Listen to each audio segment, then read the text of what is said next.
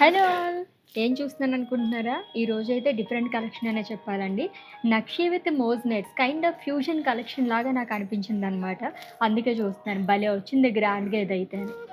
నక్షీలోనే ఇదొక different collection అని చెప్పాలండి. ఎంత గ్రాండ్‌గా కనిపిస్తుందో. సో, ఇదంతా కూడా మనకి కార్వింగ్ కూడా చాలా బాగా ఇచ్చారనమాట. పికాక్ థీమ్‌తోని మిడిల్‌లో వచ్చేసి మనకి ఇలాగా మోజ్‌నైట్స్ అండ్ సీజెడ్స్‌తో హైలైట్ చేశారు.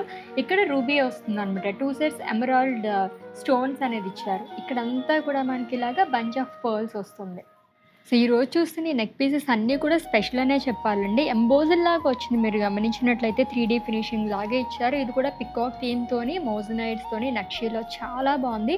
మిడిల్‌లో అమ్మవారి మోటిఫ్ అనేది ఇచ్చారు. కలర్‌ఫుల్‌గా మనకి ఇక్కడ స్టోన్స్ రావడంతో ఎంతో అందంగా కనిపిస్తుంది.